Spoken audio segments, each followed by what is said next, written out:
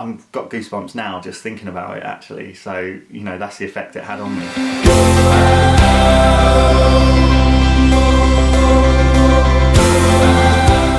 Live by Night is a gangster film. It's set in the 1920s, 30s Prohibition era and stars Ben Affleck, who also directs the film.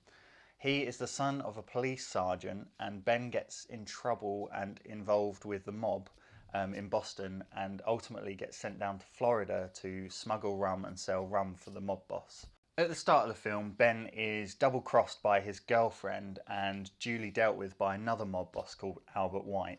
Now that story arc kind of comes full circle by the end of the film. So let's talk about the good in the film. To start off with, I'm going to say the set design and kind of the scenery and kind of the era that it's presented is perfect. It gives this really gritty feel of like 1920s Boston, and just, you know, all the kind of subtle parts and even the bigger parts like the cars and kind of when they're in bars and stuff. It just feels like you're transported into that kind of era. So I give that a good. Next up is the action scenes. If you followed Ben Affleck's films that he's directed, you'll know he can direct a mean action scene. Of course, we've got the scenes in The Town, which he'd done before. And this is no different. In this film, the action scenes are just brilliant. They're intense, they're fast-paced. There's a few car chase scenes that work really well. And then there's kind of a scene at the end, which is a gun battle, and as well throughout the film there's a few other gun battles, and they just work really well. He's definitely nailed that as a director, and it was just exciting to watch every time there was something happening on screen. So I definitely give that a good. In the film as a whole, the cast play all their parts perfectly well. There's some kind of bit parts by Ellie Fanning, who plays her role amazingly well. She's always been seen as kind of this future star, but is now a star. She's no more the future. And her role in this just is brilliant, and she plays it so well. And then we have Zoe Saldana, who is the current girlfriend of Ben Affleck and kind of has to put up with his ways down in Florida. And she plays her part really well. She kind of drifts in and out, but every time she's on screen, you kind of get that feeling that she's the essentially neglected wife and just kind of in the background all the time. And then that plays out throughout the film, but what little parts she does have work really well.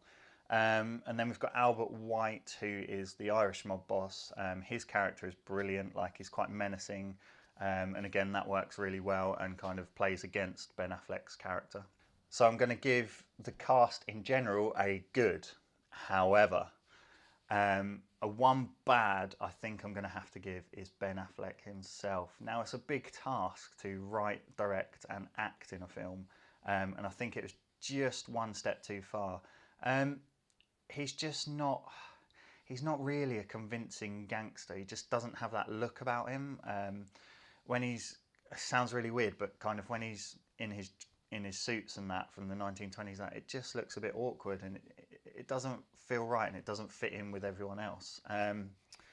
However, at the end of the film, he has a scene which is quite menacing and asserts his authority, and that works really well. And that was the one point in the film when I thought, actually, you know, this could work. But what came before it just didn't really, and I didn't care less about it. I felt like his character, well, him playing that character could easily be replaced by someone else. Who that is, I just don't know, but as an overall kind of character within the film played by Ben Affleck, I think it just fell short, so I'm going to have to give that a bad.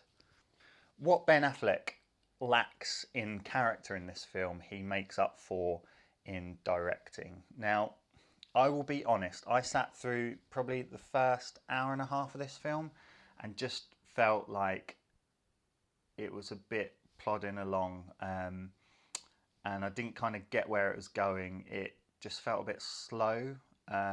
It felt slow, but at the same time it didn't feel developed enough as a film. However, when the final 30 minutes kind of kick in and the action ramps up, it really hit me, and it really gave me, I actually had goosebumps in the cinema, just the way it played out. And then it kind of, I've got goosebumps now just thinking about it, actually. So, you know, that's the effect it had on me.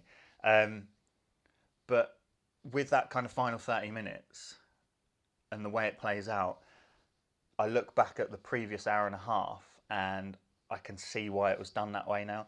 Ben Affleck, in all of his films, they're all quite slow builds to the action at the end, which I should have expected really. But the thing he does perfectly in this film is he lays little subtle plot points within the first hour and a half that you probably don't even notice, or you kind of just dismiss as part of the whole story.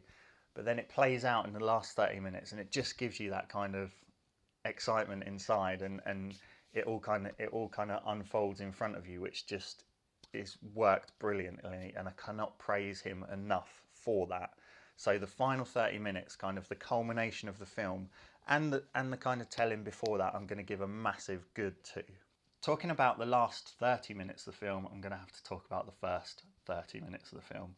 Now, the first 30 minutes of the film felt very rushed, and it felt like it was getting to a plot point as soon as possible, and it just didn't give us time to kind of feel into the characters and build up our understanding of who they are, what their motivations are, and who cares for who, and the relationships between people. It just kind of went through plot points to get to the main point to push the story forward, and it felt like it was a bit throwaway. So I think, the film's 2 hours, 8 minutes, I think. If the film had had another extra half hour, I would have invested in the first 30 minutes and just kind of broadened that out more and just built it up a lot more. So the first 30 minutes, I'm definitely going to have to give a bad to. So as my final thoughts of Live by Night, it is for me, another great film by Ben Affleck as a director.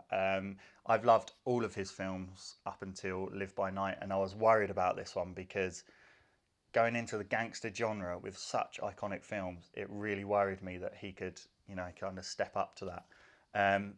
But I think he does it, The more I've thought about this film after seeing it, the more it kind of endears me, and I realise how much I enjoyed the film and kind of all the little bits of it that worked together to the final end. You can obviously tell that was a big part for me. And I just think it was done really, really well.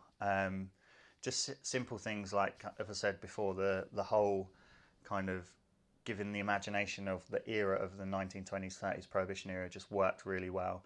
The fact that they kind of took the gangster style out of Boston, where it could have easily stayed, and took it down to Florida and Miami, it gave that different dynamic to it as well, which worked really well. I do think, as overall, this film could have gone on for 3 hours. It was one of those films that it just built up this brilliant world, and I wanted to explore it more. The 2 hours felt long. It felt really long, and it felt like enough.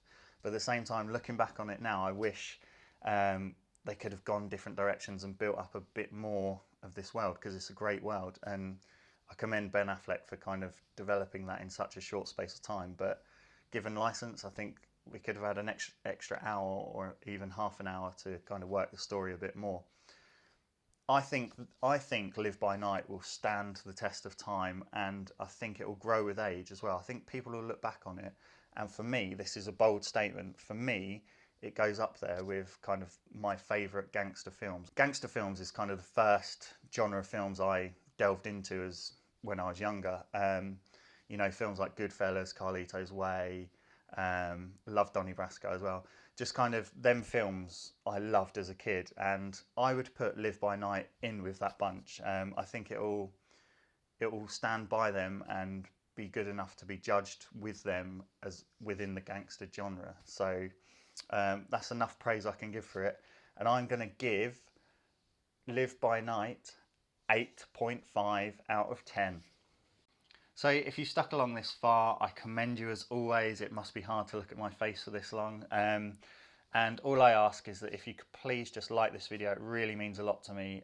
Definitely leave a comment below if you've seen the film and what you thought of it. And also if you're planning to go and see it, what your expectations are, and hopefully we can get a discussion going.